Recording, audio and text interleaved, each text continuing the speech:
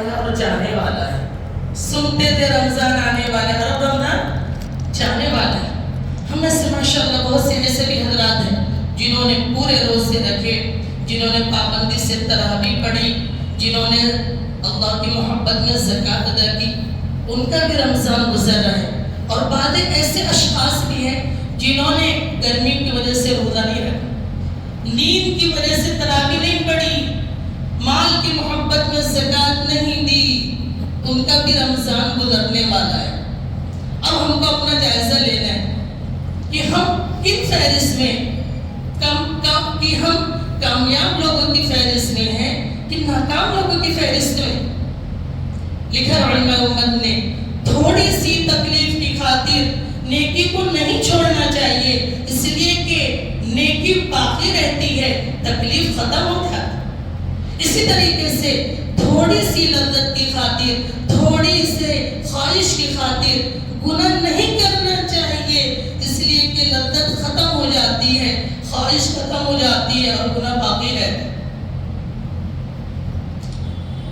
رمضان میں کتنوں کے جنازے گزر گئے، ہم نے اپنی آنکھوں سے دیکھا. لوگوں کو پورا رمضان بھی نصیب نہیں ہوا اور اللہ تعالیٰ نے ہمیں رمضان پورا نصیب کیا. وہ شخص جو رمضان میں مر گیا اور گناہ نہیں کیا، وہ ہم سے بہتر ہے کہ اگر ہمیں رمضان ملا ہے اور رمضان میں ہم گناہ کر رہے ہیں. اللہ تعالیٰ قرآن عظیم الشان میں ارشاد فرماتا ہے سورہ بقرہ چیپٹر نمبر 2 آیت نمبر 183 میں، یا ایھا الذین آمنوا کتب علیکم الصیام کما کتب علی الذین من قبلکم لعلکم تتقون. کہ میرے پیارے ایمان والو بندو، ہم نے تمہیں یہ جو روزے دیے ہیں یہ صرف کھانے پینے کے لیے نہیں دیے ہیں، بلکہ ہم نے تمہیں یہ جو روزے دیے ہیں تمہیں متقی بنانے کے لیے دیے ہیں. اس لیے دیے متقی بنانے کے لیے. ہمیں جائزہ لینا ہے کہ یہ 27 دن کے روزے سے کیا ہمارے دل میں اللہ کا خوف پیدا ہوا؟ ہمارے سامنے کتنی عبرت کی نشانیاں تھی. ہمارے سامنے غزہ کے ہمارے وہ مسلمان بھائی بھی تھے جنہوں نے اپنی جانوں کو اللہ کے نام میں روزے کی حالت میں، تراویح کی حالت میں قربان کیا. یہ سب عبرت کے نشان ہمارے سامنے تھے، پھر بھی ہم نے اس سے سبق نہیں لیا. ہمارے سامنے وہ مائیں بھی تھی. آج تک تاریخ میں ایسا کبھی نہیں دیکھا گیا کہ مائیں اپنے بچوں کو اٹھا کر کندھا دے کر جنازے کو لے جاتی ہے قبرستان اور گڑھا کھود کر، قبر کھود کر خود اس کو جنازے کو قبر میں رکھتی ہے اور جنازہ پڑھتی ہے. تاریخ نے کبھی ایسا منظر نہیں دیکھا، لیکن ہمارے غزہ میں مسلمانوں کے ساتھ ایسا ہوا.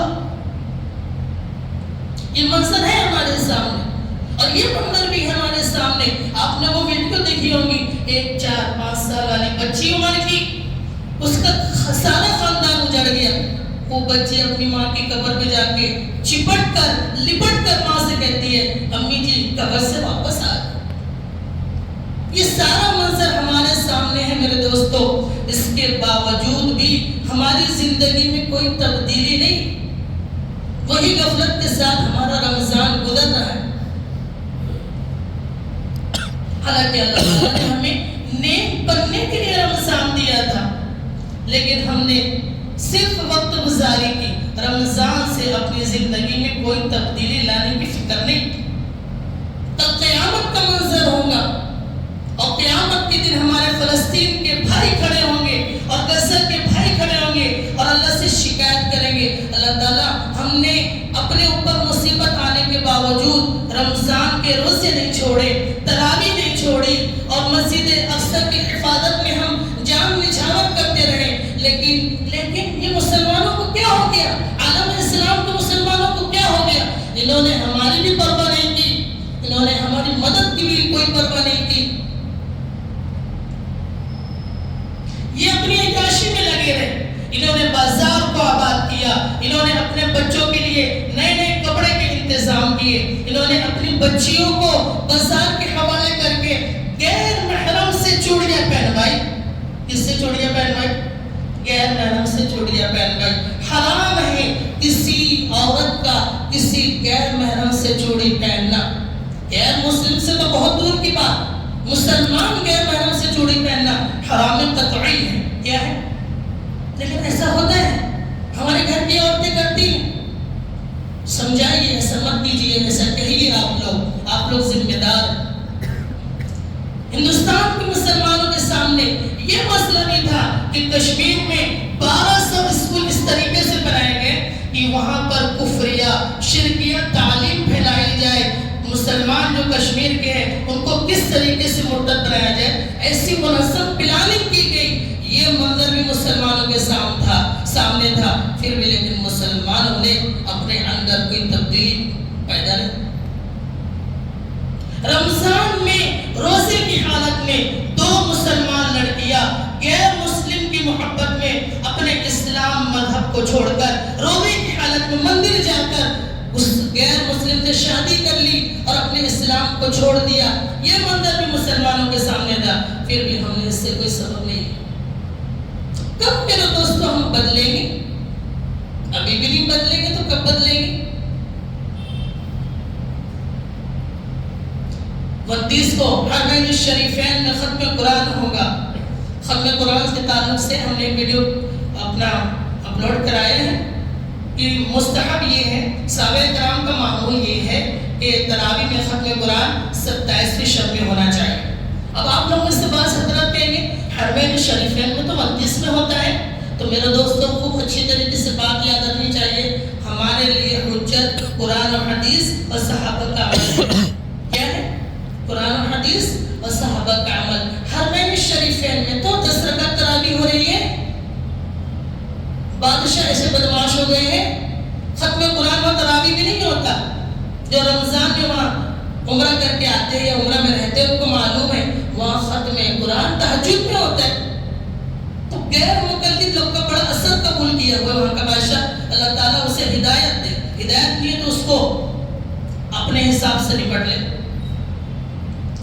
تو ابھی حرمین شریفین میں 29ویں شب میں میرے دوستو قرآن ختم ہوگا. امام الحرم شیخ عبد الرحمن السدیس دعا کرا کر ہلکان ہوں گے، روئیں گے، 29-30 منٹ کی دعا کرائیں گے. اس کے باوجود بھی میرے دوستو اللہ کی مدد نہیں آ رہی. اللہ کی مدد نہیں آ رہی. 30 منٹ کی دعا کرائیں گے اور کہیں گے اللہم انصر اخواننا المجاہدین فی فلسطین، اللہم انصر اخواننا المجاہدین فی کل مکان. اللہ کی مدد کیوں نہیں آ رہی ہے؟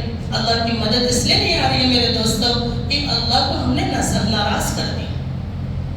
اللہ کو ہم نے ناراض کر دیا. اس کا مطلب یہ نہیں ہے کہ ہم دعا نہیں کریں گے. ہم تو بے بس ہیں. ہم تو اللہ سے یہ کہتے ہیں یا اللہ ہم اپنے فلسطینی بھائیوں کے لیے صرف دعا کر سکتے، اس کے علاوہ کچھ نہیں کر سکتے. تو دعا کرنی چاہیے، لیکن دعا قبول کیوں نہیں ہو رہی ہے یہ ہم آپ کو بتاتے ہیں. ملک شام میں پہلی جنگ ہوئی ہے صدیقی دور میں.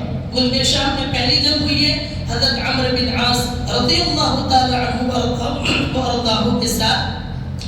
مسلمانوں کا 8000 کا لشکر ہے اور سامنے رومیوں کا کافروں کا لشکر 1 لاکھ. اور جب اس طریقے سے پوزیشن ہوئی جنگ کی کہ 1 لاکھ کافر رومی اور مسلمان 8000. تو ایک صحابی ہیں واصلہ بن اسقع، وہ فرماتے ہیں کہ ایسا خوفناک منظر ہوا، ایسی خوفناک گھاٹی آئی کہ 1 لاکھ کے منظر نے 8000 مسلمانوں کو گھیرے میں لے لیا. اور جنگ میں جب کوئی لشکر کسی لشکر کو گھیرے میں لے لیتا ہے تو اس کی 100% ناکامی طے ہو جاتی. بچنا آسان نہیں ہوتا. تو واصلہ بن اسقع فرماتے ہیں کہ ہماری عادت تھی کہ ہم جنگ میں بے خوف ہوتے تھے، موت سے ہمیں ڈر نہیں لگتا تھا، ہم جنگ میں اشعار کہتے تھے. لیکن ایسا خوفناک منظر بنا جب 1 لاکھ کے لشکر نے 8000 صحابہ کے لشکر کو گھیرے میں لیا. تو واصلہ بن اسقع فرماتے ہیں ہماری شعر شاعری ہم بھول گئے. ہماری شعر شاعری بھول گئے. عرب کی عادت تھی، جنگ میں شعر کہتے تھے انا الذي سمتني امي حيدرا اليس غابات الطريق المنظر وفيهم بالساع كيل سندرا. حضرت علی کے اشعار ہیں. وہ جنگ خیبر میں جب لڑ رہے تھے تو یہ اشعار کہہ رہے ہیں. بے خوف ہوتے تھے نا، موت سے ڈر نہیں لگتا. واصلہ فرماتے ہیں لیکن ایسا خوف طاری ہوا کہ ہم سب کی زبان پر ایک ہی لفظ آیا، یا رب محمد، یا رب محمد انصر امت محمد، یا اللہ، یا محمد تیرا امت محمد کی مدد فرما دیجیے۔ شعر شاعری بھول گئے۔ واسرہ فرماتے ہیں کہ منظر تو ایسا بن گیا تھا کہ مسلمانوں کی شکل 100% تھی، لیکن جب شام میں سورج ڈھلنے لگا، انفرجت فیہا فرجۃ، آسمان پھٹا اور آسمان میں سے میں نے دیکھا کچھ گھڑ سوار آ رہے اور ان کے ہاتھوں میں نیزے ہیں، سروں پر عمامے ہیں، اور وہ آ کر کہہ رہے ابشروا امت محمد فقد اتاکم اللہ بنصری، بشارت امت محمد، تمہارا اللہ تمہاری مدد کے لیے آ گیا۔ جنگ کا پالا ہی بدل گیا، مسلمانوں کو فتح ہو گئی۔ میرے دوستو، یہ مدد کیوں نہیں آ رہی ہے اب؟ اس لیے نہیں آ رہی ہے کیونکہ ہم نے اپنے اللہ کو ناراض کر دیا ہے۔ جب تک کہ ہم اپنے اللہ کو راضی نہیں کریں گے، جب تک کہ ہم اپنے گناہوں سے معافی نہیں مانگیں گے، اللہ تعالیٰ اپنی مدد کے فیصلے نہیں فرمائے۔ اگر کوئی مفتی صاحب سے آ کر پوچھے کہ کسی کنویں میں بجلی چلے گئی ہے تو کنواں کو کس طریقے سے پاک کیا جائے گا، تو مفتی صاحب کیا جواب دیں گے؟ 30 سے 40 ڈول نکال لو، آپ کا کنواں پاک ہو جائے گا۔ اب وہ شخص آ کے کہے کہ میں نے تو پورا کنواں بھی خالی کر دیا لیکن پانی سے بدبو نہیں جا رہی، تو مفتی صاحب سمجھ جائیں گے کہ بیمار معلوم ہوتا ہے۔ تو مفتی صاحب سے سوال کریں گے کہ تم نے پہلے کنویں سے بلی تو نکالی تھی نہیں نکالی؟ تو وہ کہنے لگا کہ میں نے بلی تو نہیں نکالی، پورا پانی نکال دیا لیکن بلی نہیں نکالی۔ تو مفتی صاحب کہیں گے بیوقوف، جب تک کہ پہلے کنویں سے بلی نہیں نکالو گے، کنویں سے پورا پانی بھی نکال دو گے تو کنواں پاک نہیں ہوگا۔ اسی طریقے سے میرے دوستو، جب تک ہم اپنے دل سے گناہوں کے وسوسے، گندی چیزیں، غیر اللہ کی محبت، تکبر، خود پسندی، کرسی کی لالچ، دوسروں سے حسد، جتنی بھی باطنی امراض ہے، اس کو اپنے دلوں سے صاف نہیں کریں گے، اللہ کی محبت اس کو کیسے آئے گی؟ گندے برتن میں تم کھانے کی چیز نہیں رکھتے ہو، تم یہ سمجھتے ہو کہ تمہارے گندے دل میں اللہ کی محبت آ جائے گی؟ ایسا نہیں ہو سکتا۔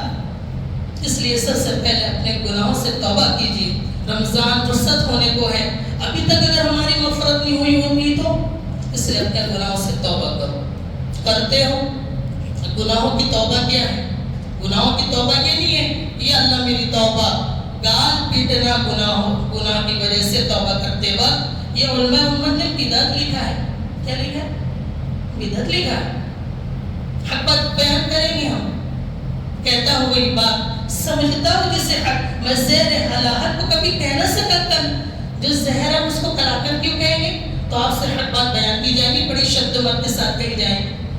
اور اگر واقعی میں گال پٹوانا ہے، جتنے ہمارے گناہ ہیں، تو کسی بھائی کے پاس جاؤ، علاقے کے بھائی ہوتے ہیں تو وہ ہمارے گناہوں کے حساب سے اچھا پیٹ دے، لیکن ایسا کوئی شریعت کہیں نہیں گال پیٹنا رکھتا۔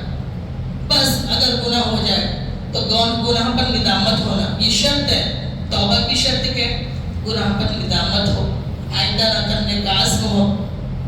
اور اگر وہ حقوق العباد میں سے ہے، جیسے کسی کا مال دبا لیا، کسی کی زمین ہڑپ لی، بہن کی میراث کھا لی، تو یہ کہنے سے نہیں ہوگا اللہ مجھے معاف کر دے، شب قدر میں آ کے رو رہے ہیں اللہ میں نے اپنی بہن کی میراث کھائی، آپ مجھے معاف کر دیجیے۔ اللہ تعالیٰ کہنے کیسا بیوقوف ہے، کھائی میراث بہن کی، معافی مانگتا مجھ سے ہے۔ تو بہن کی اگر میراث کھائی ہے تو بہن کو واپس کرنا ہوگا اور وہ گناہوں سے بچنا ہوگا، ان جگہوں پہ نہیں جانا ہوگا۔ آج ہمارے نوجوان رمضان کے احترام بالکل نہیں کر رہے، رمضان میں بھی موبائل کا غلط استعمال، ہماری گھر کی بچیاں رمضان میں بھی ریلس بنا رہی ہے۔ کیا بنا رہی ہے؟ ریلس بنا رہی ہے۔ کون ان کی فکر کرے گا؟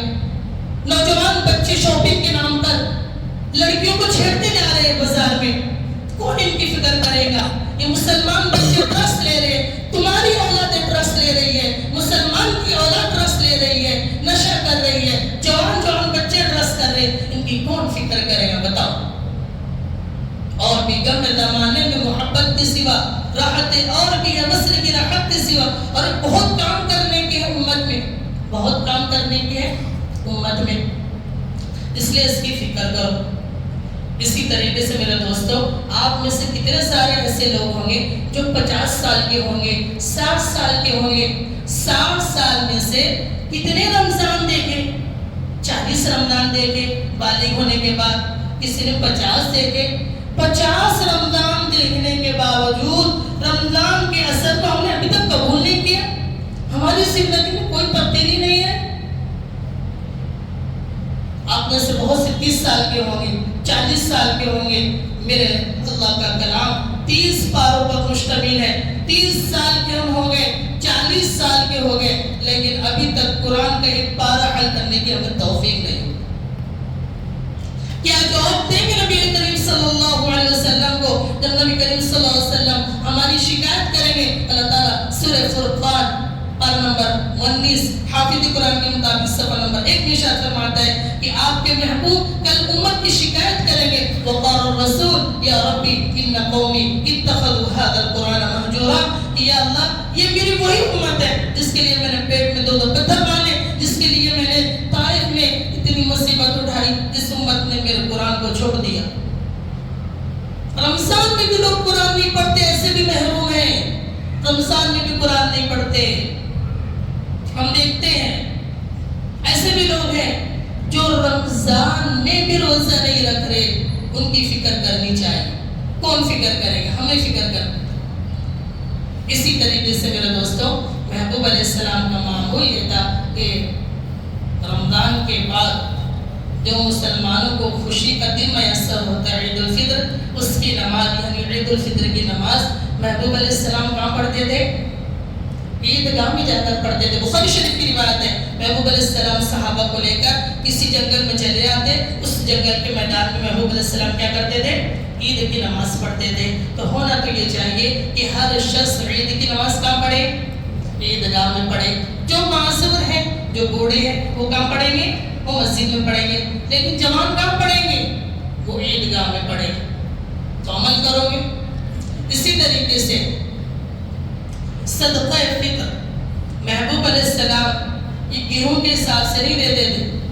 نبی کریم صلی اللہ علیہ وسلم نے ارشاد فرمایا کہ صدقہ فطر کیوں دیا جاتا ہے؟ صدقہ فطر اس لیے دیا جاتا ہے تاکہ روزے میں جو گڑبڑ ہوئی ہے، مسٹیک ہوئی ہے، کسی کی غیبت ہوئی ہے، فضول کام ہوئے ہیں، فحش باتیں ہوئی ہیں، اس کی تلافی ہو جائے۔ کیا ہو جائے؟ تلافی ہو جائے۔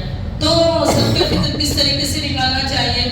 گیہوں سے بھی نکال سکتے ہیں، جی جو سے بھی نکال سکتے ہیں، کشمش اور کھجور سے بھی نکال سکتے ہیں۔ آپ مجھے بتاؤ، اگر اللہ تعالیٰ نے آپ کو مال دیا ہے، اس کے بعد بھی آپ گیہوں سے نکال رہے ہیں؟ صدقہ فطر نکالنے کا مقصد یہ ہے کہ ہمارے گناہ جو ہوئے روزے میں اس کی تلافی ہو جائے اور کسی غریب مسکین کی عید اچھی ہو جائے۔ تو بتاؤ مجھے آپ، اگر گیہوں سے نکالیں گے تو کسی غریب کی عید اچھی ہوگی؟ ارے 100 روپے میں تو چپل بھی نہیں آتی۔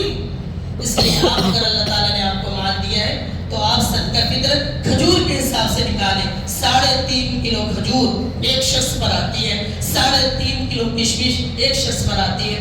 تو کرو گے اس پر عمل؟ اسی طریقے سے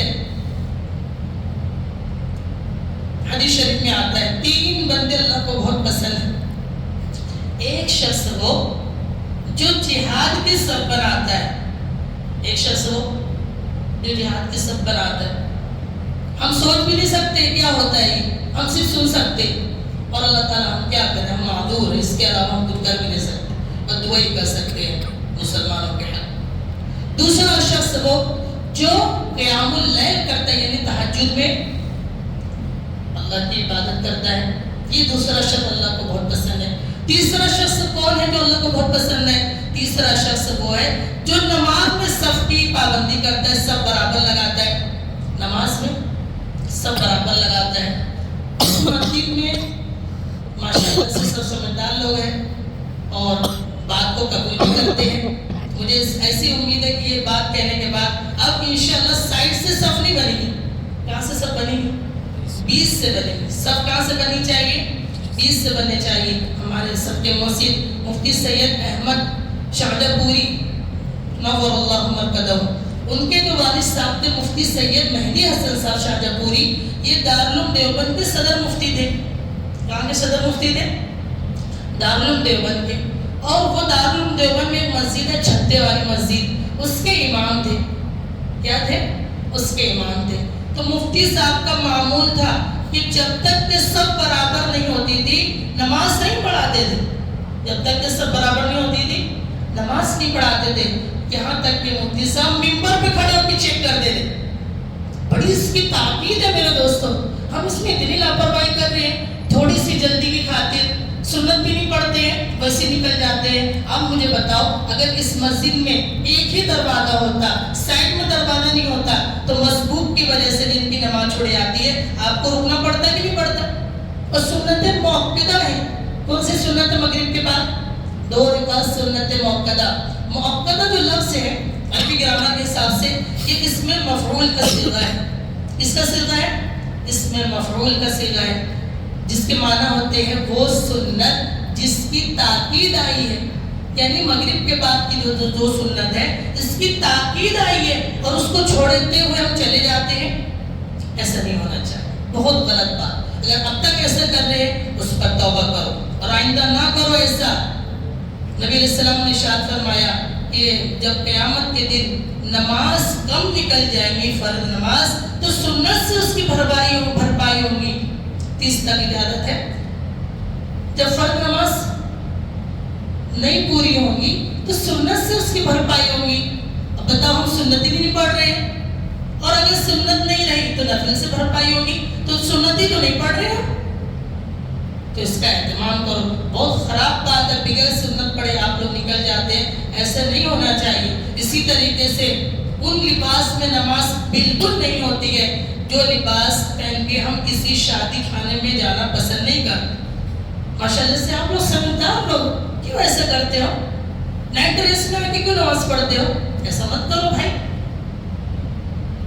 اور ایسے ٹی شرٹ پہن کے آ کے نماز پڑھتے ہم دیکھتے ہیں نا، ہم دیکھتے ہیں پورا محنت کہ پیچھے صدر بھی دکھ رہا ہے. اب مجھے بتاؤ، اگر آپ کی نماز ہی نہیں ہو رہی ہے تو کیوں آتے ہیں مسجد؟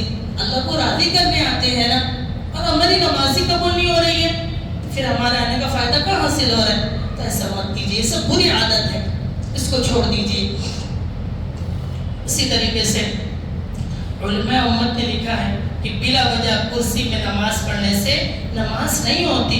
ہاں، جنہیں واقعی عذر ہے نیچے نہیں بیٹھ سکتے، وہ ماشاءاللہ سے کرسی میں بیٹھ کر نماز پڑھ سکتے ہیں، جیسے بھی ہمارے معذورین حضرات ہیں، بوڑھے حضرات ہیں. لیکن وہ نوجوان جو نیچے بیٹھ کر نماز پڑھ سکتا ہے پھر کرسی پر نماز پڑھتا ہے تو اس کی نماز بالکل نہیں ہو سکتی ہوتی. کان کھول کے سننا چاہیے. تو میرے پیارو، ایسا کیوں کرتے ہو؟ جب مسجد آ رہے ہو اللہ کو راضی کرنے، تو اگر آپ نیچے بیٹھ کر نماز پڑھ سکتے ہو، آلتی پالتی مار کر بھی اگر بیٹھ سکتے ہو، پیر پھیلا کر بھی بیٹھ سکتے ہو، تو نیچے بیٹھ کر نماز پڑھا کرو. کہاں پڑھا کرو؟ نیچے بیٹھ کر. ہاں، عذر ہے تو آپ کرسی پہ پڑھ سکتے ہیں.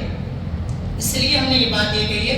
آج مسجدوں کو چرچ بنا رہے لوگ، لیول سے کرسی لگی ہے. بھائی کس کو عذر ہے ان کو بیٹھنے دو، جن کو عذر نہیں ہو نیچے بیٹھ کے پڑھو. اللہ کے واسطے مسجد کو شادی خانہ چرچ مت بناؤ.